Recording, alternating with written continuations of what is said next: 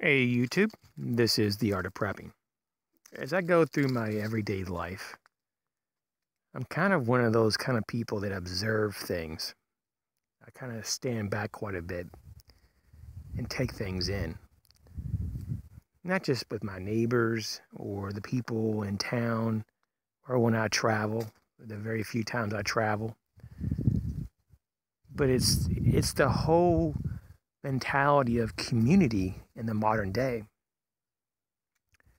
Even talking to friends and family, there seems to be a very rushed mentality. Now, not everyone lives their life in a rushed manner. I certainly don't. But there are some people who make priorities for things that don't really warrant it, at least in my opinion, and or they don't really give you any results. They just cause stress. There's a lot of people who have voids in their life, and they seem to be empty, and they seem to be just trying to find meaning constantly. But you don't have to struggle to find meaning in life. It's right here. You know, you're alive. If you haven't experienced real pain and suffering, or if you haven't been close to death, then you probably don't really appreciate what you actually have right now. Life, to be alive, in fact, is something that you really should not take for granted. You know, being able to move about freely, especially those in the United States, at least the majority of the United States, you have a lot of freedoms and liberties, especially comparative to other nations. When we talk about people who just feel like they're stuck in a rut, that's really something that you have to look at as something that maybe you need to change. There's something that needs to be changed. It could be several things that need to be changed. But when you feel like you're stuck or if there's a void, that's just a red flag. That's an indicator that you're probably not doing what you really should be doing with your time and that you just need to try something different. It may take several tries, but typically you'll get where you need to go. In different countries, I know for sure in India, there's individuals that call themselves seekers. And all they do is they seek for wisdom and truth. And they go their whole life. Most of them are very, how would you say it, very simple people. And they pretty much just live day to day in the real true sense of that. They would not be what you would consider preppers. But I'm not knocking them. It's just that's what they have chosen to find meaning in their life. For them, the absolute search and journey for truth and wisdom is all that's worth living. And so for us, though, in the modern world, especially for most of us, since you're obviously watching this probably on a computer screen or a phone or tablet, you probably contribute or are as part of the modern culture, either, you know, in the United States, Great Britain, Canada, Germany, Australia. Those are my top countries that watch my channel. But even if you're from another country that may not be as developed as those countries, you probably still have some level of technology. So these types of countries that we consider modern are so full of distractions, though, typically.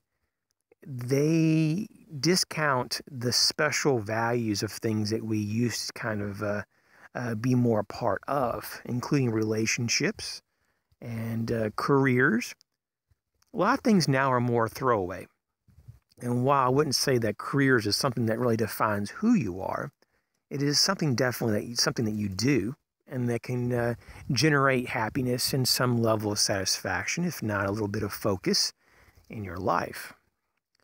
It can help even maybe like bolster a little bit of a sense of well-being and maybe a little bit of purpose.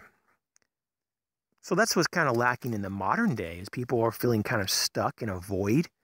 They kind of feel like that they don't really know what they're supposed to do. They get burnt out. They feel low energy. They feel just weary of everything because there's probably too much going on.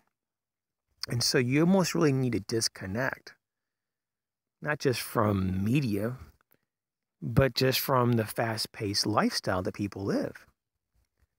Now, it's very difficult to do in the modern day, especially if you live in a very large, dense urban area.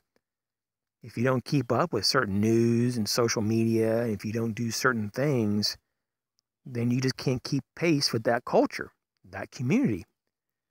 So there's a lot of pressure on people, especially young people, to know and learn and do a lot of things that we never had to learn and do when we were young, especially us older people. So when we talk about this void, though, sometimes it's just a lack of not having a point to move towards.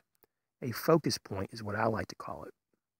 And so when we talk about having a path to travel on, a journey to take part of, it's something that we actually have to be mindful to take part of, because it doesn't come naturally. It doesn't just like show up on the front door of your house and say, hey, follow me. I'll be the path to happiness and fulfillment. You actually have to clear the path, create that journey to get to the destination. But what you'll find out in life is that that journey was the whole purpose. That was the experience, not getting to the end point. It was not like that you were meant to wait and delay all the elements of value and virtue on the traveling journey. It was just the opposite. It was the journey that had the value. And when you got to the destination, that's when you begun to believe and understand in yourself and that you want to start another journey, because the destination is just the beginning point for the next journey. And so people today are so focused on getting home from work, living in the future, that they're never in the now, and they're never taking part in the journey that they could actually get massive personal rewards from. They could actually grow from, benefit from, learn from. So this journey, though, needs to be internalized. It needs to be acknowledged. You have to be a willing participant, and you have to want it. So if there's things in your life that makes you want to, to think in the future of like, oh, I can't wait when I get home, and maybe you need to try and do things that are a little bit different. And if you have to work, and if you have to provide for a certain family because you made a choice to have that family, there are different ways to go about supporting a family. And it's up to you to figure out all those different variables and your options in your area. But it doesn't have to be a 9-to-5 job, a dead-end job that doesn't give you any type of happiness, or at least it doesn't make you feel like you fit there. And it doesn't have to be like that. You don't have to have conflict like that. Our choices are just that. It's something that we choose to do. If you really think about what we could do right now, it's mind-blowing. We typically keep ourselves in little boxes, though, because it makes us feel a little safer, and it makes it so that we're a little more predictable for ourselves, because, the human type of person is very predictable in lots of ways, and it likes to be of a certain rhythm, It likes that.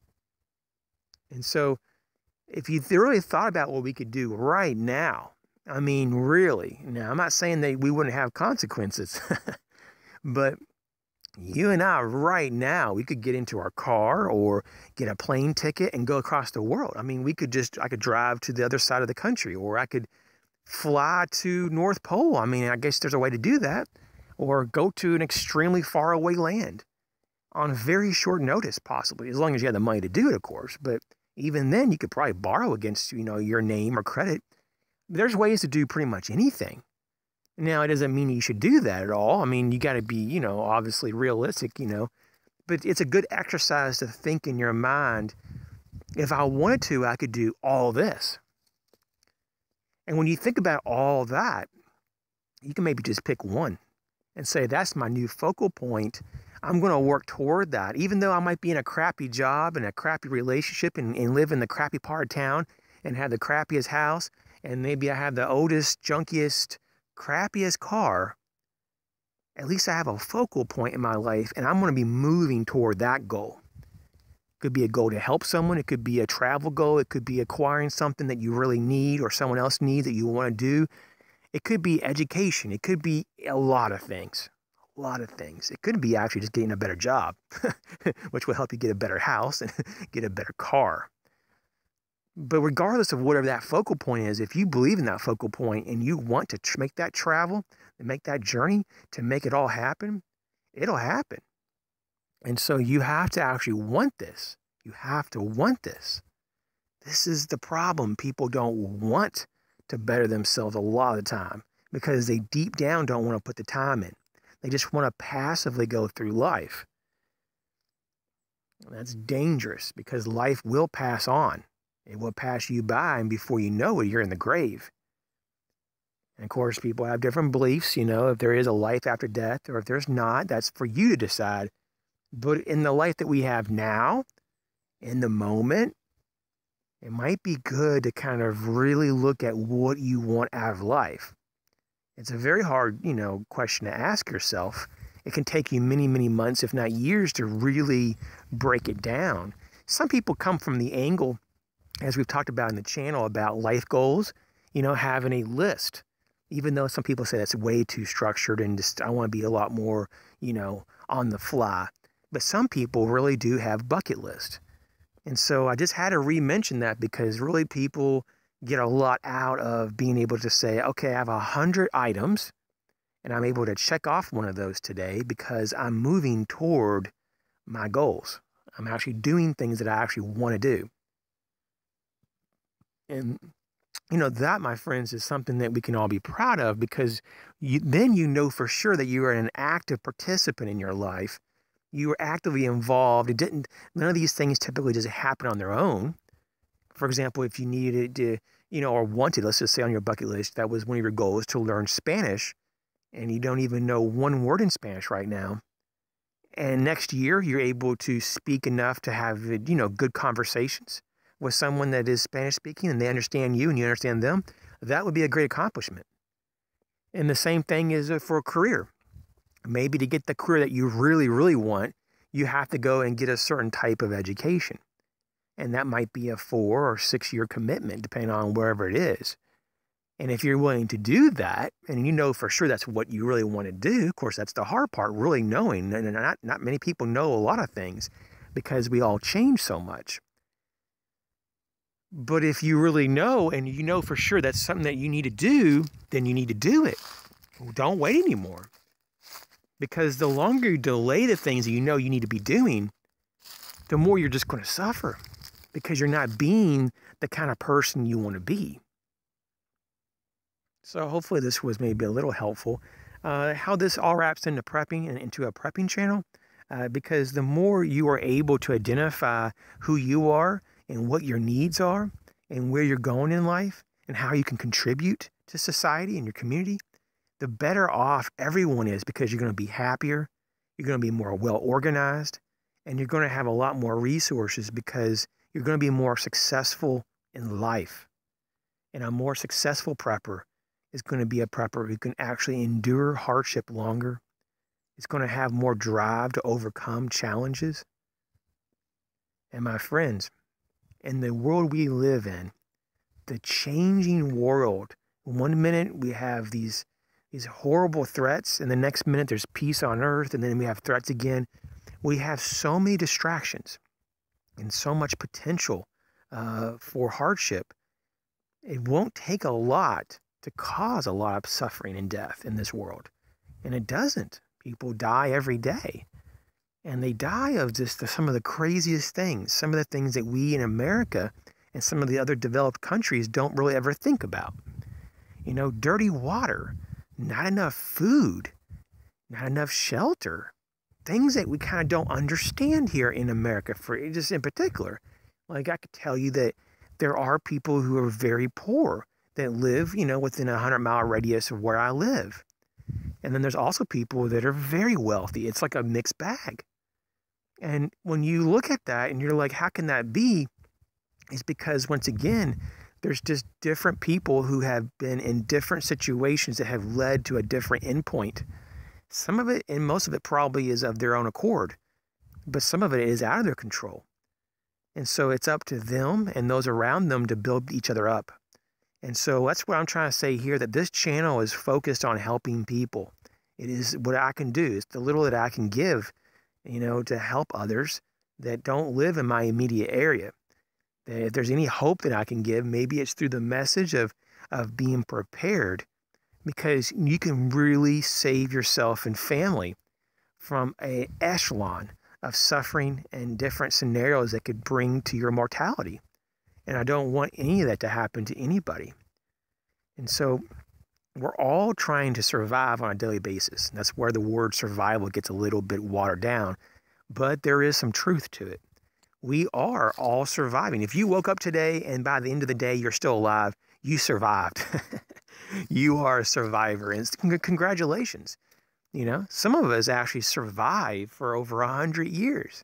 It's kind of amazing if you think about all the variables that could put you down, disease and car wrecks and all kinds of things, Man, I mean, it's an amazing feat, if you can live 100 years. Of course, there's a lot of people who do it, but it is pretty amazing. So in this video, if there's anything you can take away from it, just think about who you really are and what you want to become, who you're developing into. What is your focal point? What are you moving toward? What journey are you creating right now that's going to give you the results you need? So when you get to the end and you get to that destination, you'll be a lot more better off for it. Thanks for watching.